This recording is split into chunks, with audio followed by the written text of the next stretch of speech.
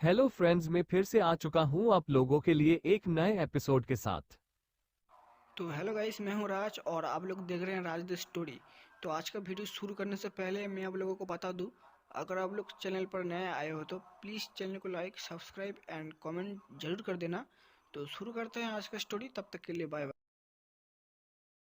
CH 246 मिनल के गुनाहगार। शौर्य जब अपने ऑफिस पहुंचा तो उसने देखा कि आदित्य और बाकी लोगों को चेहरे लटके हुए थे। जब उसे इसका कारण पता चला तो शौर्य का पारा बहुत ज्यादा चढ़ गया और उसने ऑफिस के ऊपरी माले की पूरी दीवार तबाह कर डाली थी। उधर शौर्य के कहने पर आदित्य ने मिनल और आहिल की सारी जानकारी निकालने के लिए अपने टीम को काम पर लगा दिया था। शाम 4 बजे के आसपास आदित्य के उस स्पेशल टीम ने सारी जानकारी आदित्य को भेज दी थी। आदित्य ने उस जानकारी को शौर्य के सामने रख दिया। शौर्य ने जब सारी जानकारी ध्यान से पढ़ी तो उसने कुछ नामों पर घेरा बनाया और सिस्टम से कहकर उनके लोकेशन को ट्रैक किया। फिर अगले ही पल शौर्य ने स्पेस में एक दरार बनाई और अपना हाथ अंदर डालकर एक एक करके 5 लड़कियों को खींचकर बाहर निकाला और उसके बाद उसने 5 लड़कों को भी बाहर निकाला। उसके बाद शौर्य ने एक और दरार बनाई और मिनल को भी खींचकर बाहर निकाला। जब मिनल शौर्य के सामने खड़ी हो गई वह डर के मारे कांप गई। उसे अच्छे से पता था कि उसका ये भाई कितना खतरनाक है। शौर्य ने उसे अपने हाथ से नजदीक आने का इशारा किया और जैसे ही मिनल उसके पास पहुंची उसने एक झन्नाटेदार थप्पड़ मिनल के कान के नीचे बजा दिया। फिर उसने उसे पास के सोफे के ऊपर जाकर बैठने का इशारा किया। उसके बाद उसकी नजर उन 10 लोगों पर गई और उन्हें देखकर उसने शांति से कहा, आप लोगों में से कुछ लोग मुझे जानते होंगे तो कुछ नहीं, इसलिए मैं आपको मेरी पहचान बताता हूँ।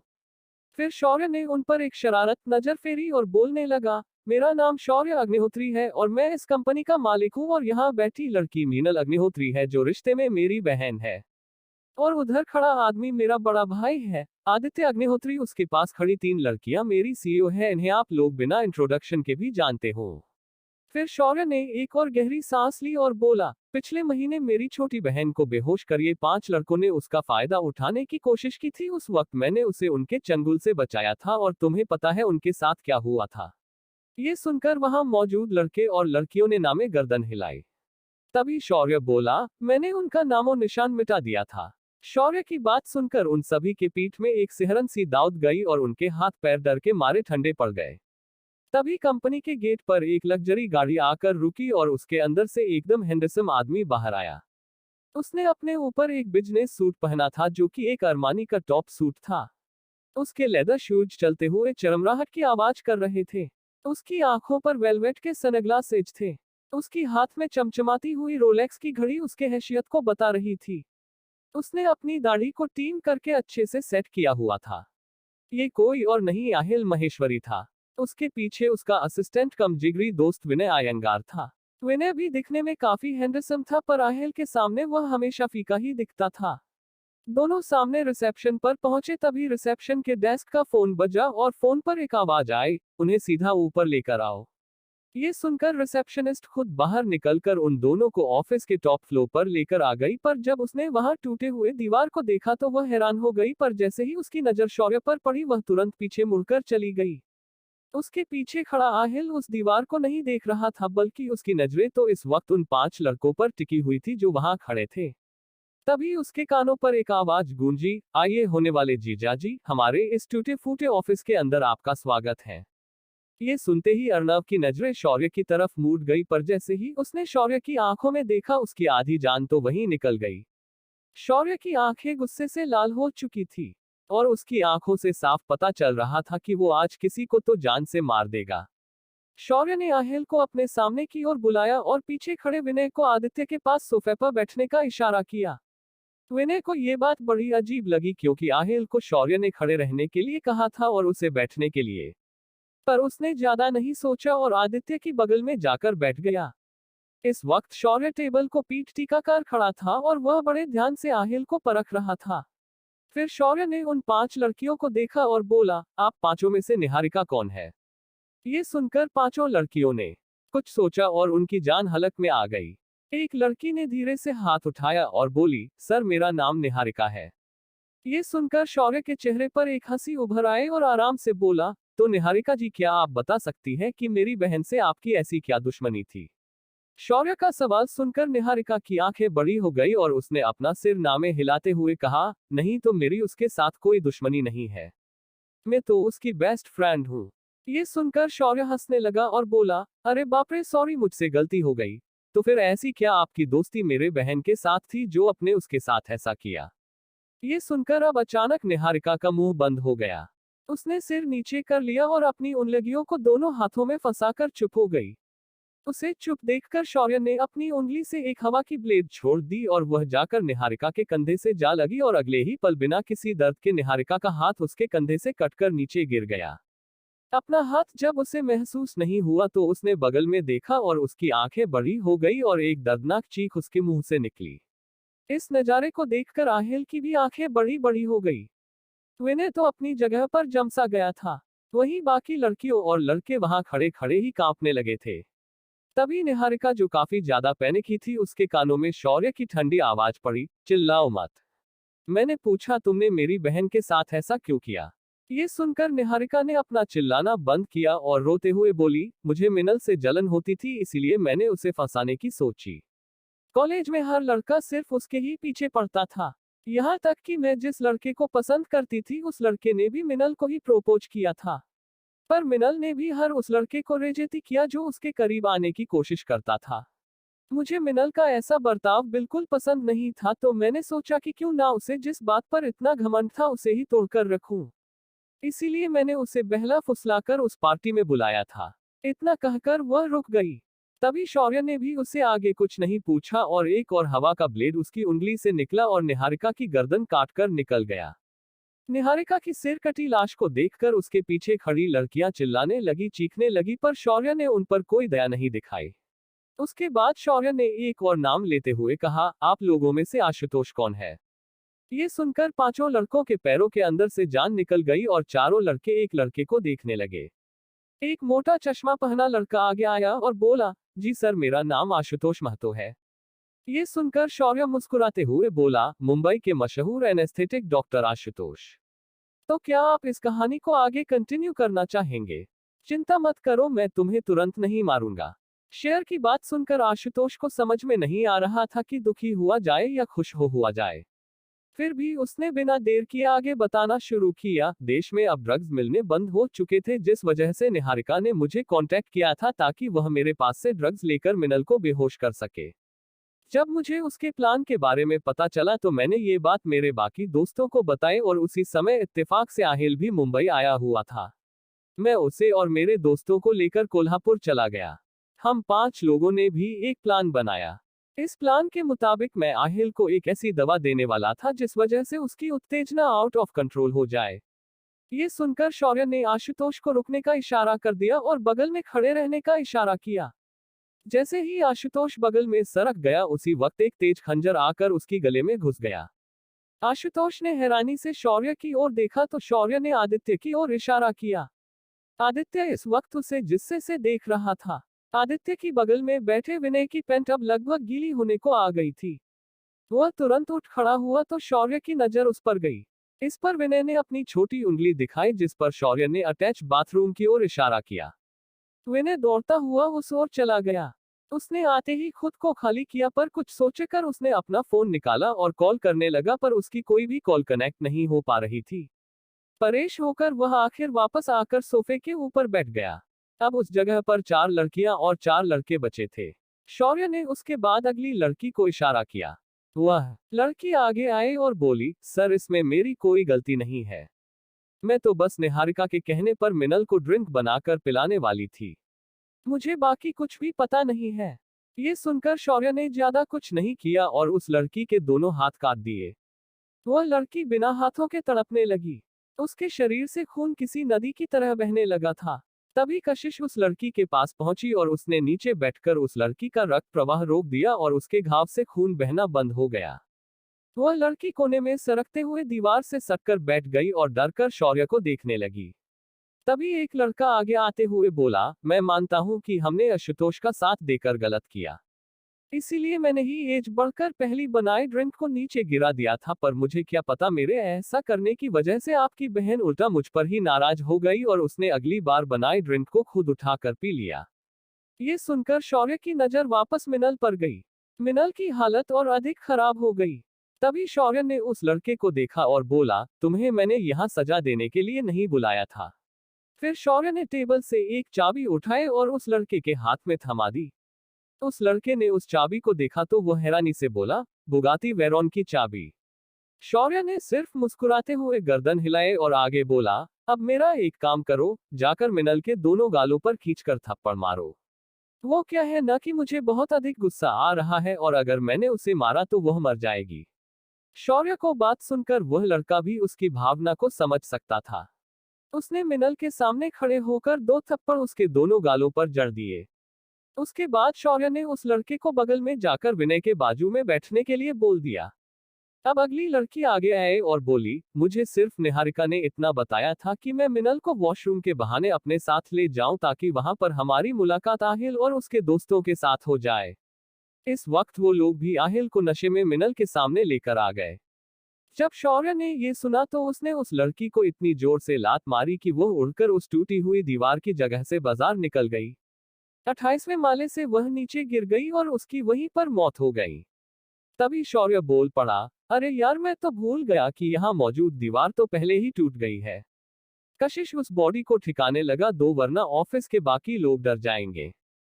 कशिश तुरंत बाहर चली गई और उसने उस बॉडी के पास जाकर कंपनी के डेथ गॉड को बुलाया और उसे उस लड़की को निगलने के लिए कह दिया।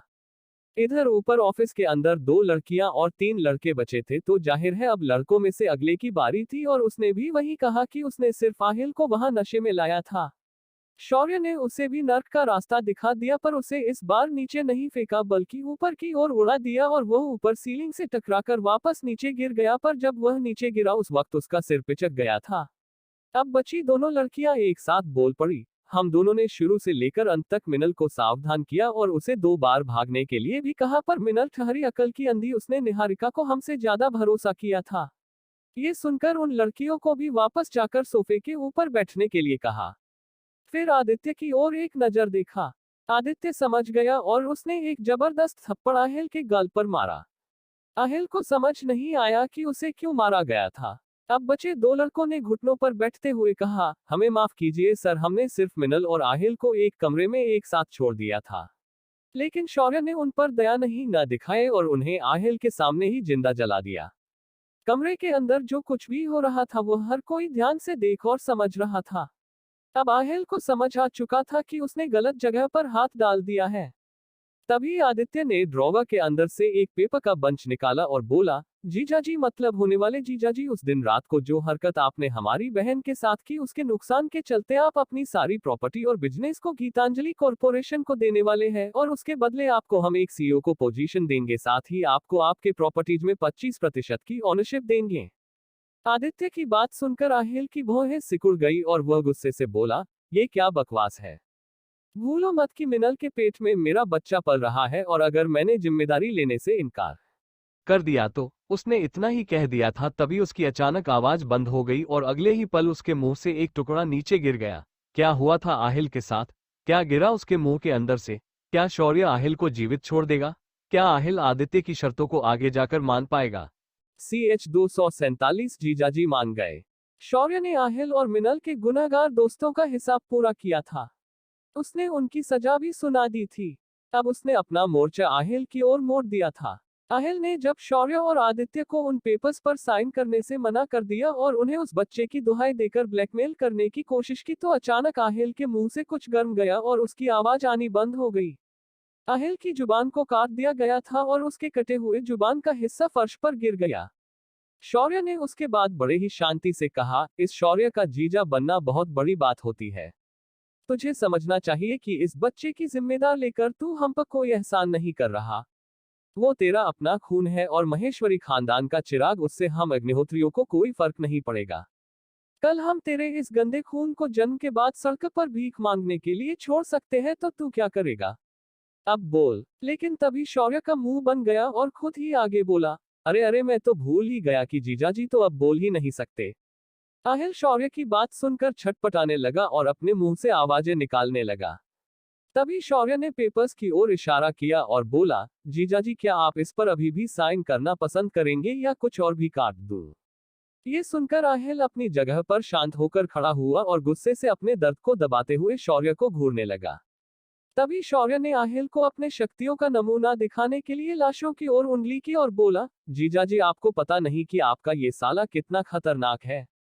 चलो मैं आपको एक ट्रेलर दिखा देता हूँ। शौर्य के ऐसा कहते ही जमीन पर पड़ी सारी लाशें हवा में तैरने लगी। उसके बाद शौर्य ने अपना हाथ घुमाया और उसके हाथ के इशारे पर वह लड़े उड़कर आहिल के सामने आ गई। शौर्य ने फिर अपने हाथ में अपनी समाधि अग्नि को प्रकट किया और उन लाशों पर फेंक दिया। अगले ही पल सारी लाशें धू धू कर जलने लगी। आहिल ने जब ये नजारा देखा तो उसे एहसास हुआ कि उसने किसके साथ पंगा लिया था। उसके पैर अब सच में कांपने लगे थे। तभी शौर्य आहिल को देखते हुए बोला, हमारे परिवार का हर एक सदस्य मेरी तरह शक्तियां रखता है, यहाँ तक कि आदित्य भी मेरी तरह शक्तियां रखता है। तभी आदित्य अपना हाथ आगे किया और हवा से उसके हाथ में तलवार प्रकट हुई। इसे देखकर आहिल समझ गया कि उसने दूसरी दुनिया के लोगों से पंगा लिया है। आहिल तुरंत अपने घुटनों पर बैठ गया और अपनी टूटे जुबान के दर्द को सहते हुए कुछ बोलने लगा। आहिल की ऐसी हालत देखकर वहां मौजूद सभी लोगों को उस पर दया आई। पर शौर्य का दिल तो मानो पत्थर का बना था, वो अपनी बातें बोलता ही जा रहा था। आहिल जीजू, तो आप अब समझ गए हैं तो इस पर साइन कर दीजिए, वरना मैं आपके शरीर के बाकी अंगों को काटना शुरू कर दूंगा। क्योंकि मैं भी मानता हूं कि इसमें आपकी कोई गलती नहीं थी। जो हुआ अनजाने में हुआ था, पर अपने शादी की ऐसी अजीब शर्तें रखकर मेरी कंपनी पर आंखें गड़ाई, ये बात मुझे पसंद नहीं आई। इसी वजह से मैंने आपको ये सजा सुनाई है। तुमने इसी जुबान से मेरी बहन के बारे में ये कहा कि इसके पेट में पलने वाला बच्चा तुम्हारा है, और मैं इस बात से एग्री भी करता हूं, पर आपका ये कहना कि हमने आपकी बात नहीं मानी तो आप उसे अपनाने से मना कर देंगे, ये बात मुझे चुभ गई। आहिल ने अब अपनी सारी उम्मीदें छोड़ दी। उसके मुंह से लगातार खून बह रहा था। आखिर उसने उठकर टेबल से पेन लिया और अपने हाथों से सारे डॉक्यूमेंट्स पर बिना पढ़े ही साइन कर दिए। साइन होते ही शौर्य ने तालियां बजाई। फिर उसने उस टूटे हुए जीप के टुकड़े को उठाया और आहिल के मुंह में रख दिया। उसके बाद एक गोली निकाली और उसके मुंह में डाल दी। अगले ही पल आहिल की जुबान वापस जुड़ गई और आहिल की आवाज वापस आ गई। वो कुछ बोलना चाहता था, मगर तभी आदित्य की शांत आवाज उसके कानों पर पड़ी, जीजाजी हम आपका कोई हिस्सा काट भी सकते हैं और उसे आपकी जुबान की तरह वापस जोड़ भी सकते हैं। इसीलिए याद रखना कि हमारी बहन के आंखों से जरा भी आंसू आए तो हम आपके छोटे छोटे टुकड़े करेंगे और फिर उसे वापस अलग अलग जगहों पर जोड़ देंगे। अब आप खुद समझदार हैं कि हमारे ऐसा करने से आपके साथ क्या हो सकता है।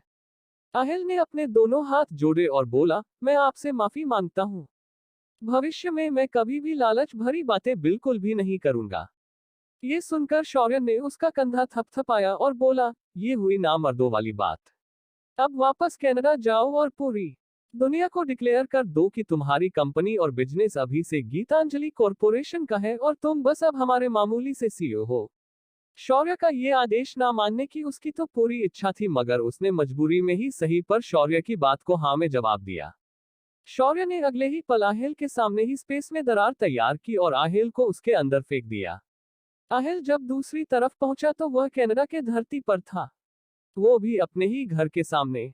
इस बात का एहसास होते ही उसे समझने में देर नहीं लगी कि अगर उसने शौर्य की बात को ना मानने की कोशिश भी की तो शौर्य उसके पास अगले ही पल का सकता है और उसका अंजाम बहुत खतरनाक हो सकता है। आखिर भाई जीजू तो मान गए। ये रहे सारे प्रॉपर्टी के पेपर्स जो अब हमारी है। ऐसा कहते हुए आदित्य ने उन पेपर्स को शौर्य के आगे सरका दिया। शौर्य ने उन पेपर्स को ध्यान से एक बार नजर डालकर देखा और हाँ में अपना सिर हिलाकर उसने बाकी का काम आदित्य को देकर वहां से निकल गया। शौर्य के जाने के बाद मिनल, जिसने अब तक आते ही थप्पड़ों पे थप्पड़ खाए थे, उसने अपना आखिर मुंह आदित्य के सामने खोल ही दिया। आदित्य भैया, इसमें मेरी क्या गलती थी जो भाई ने मुझे थप्पड़ लड़ने के लिए कहा।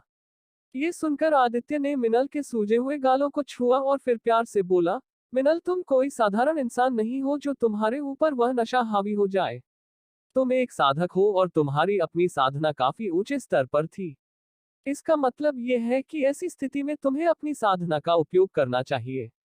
उसके बाद के थप्पड़ तुम्हारे गलत फैसले के मारे गए हैं। अगर कोई आपको किसी चीज को ना करने के लिए कहता है जो उनकी बातों को भी मान लेना चाहिए। ये सुनकर मिनल ने अपना सिर नीचे झुका लिया। उसके बाद आदित्य ने मिनल को एयरपोर्ट पर छोड़कर उसे वापस घर भेज दिया। इधर शौर्य जब बाहर आया तो उसने दादाजी को समझा दिया कि उन लोगों को ऐसी मुसीबत की घड़ी में उन्हें सबसे पहले शौर्य से कांटेक्ट करना चाहिए। उसके बाद उसने दादाजी को आहिल और उसके दोस्तों की करतूत स्पष्ट रूप से समझाई। आहिल तो अब मान गया था, पर अब शौर्य को अपनी बाकी बहनों की अधिक चिंता होने लगी। उसने तुरंत अपने सभी बहनों को एक एक करके फोन मिलाए और सभी को साफ और धमकी भरे शब्दों में वार्निंग दी कि अगर कोई तुम्हारे साथ ऐसी नशीली दवाइयों का प्रयोग करके फंसाने की कोशिश करे तो उनसे तुरंत खुद को बचाना है।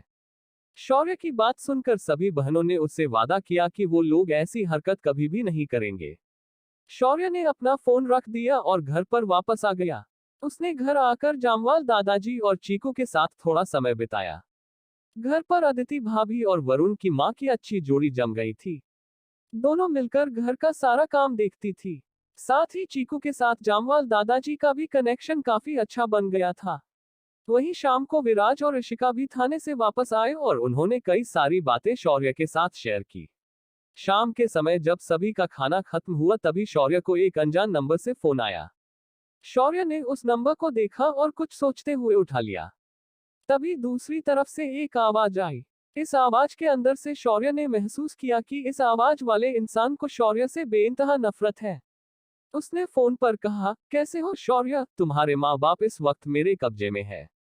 अगर उनकी सलामत चाहते हो तो अगले 4 घंटे के अंदर मेरे पास पहुंच जाओ, वरना मैं तुम्हारे माँ बाप के छोटे छोटे टुकड़े करके समुद्र में फेंक दूंगा, फिर बैठना उनका इंतजार करते हुए। उसकी बात सुनकर शौर्य को बहुत अधिक गुस्सा आया और वह चिढ़कर बोला, आखिर तुम क्या चाहते हो? क्या तुम्हें डर नहीं लगता कि अगर तुम मेरे हाथ लग गए तो तुम्हारा क्या होगा? क्या शौर्य अपने माँ बाप को बचाने के लिए उस आदमी के पास समय के अंदर पहुंच पाएगा? कौन है ये आदमी जिसने उसके माँ बाप को पकड़ रखा है? क्या शौर्य इस दुश्मन को हरा पाएगा या फिर खो देगा अपने परिवार के लोगों को?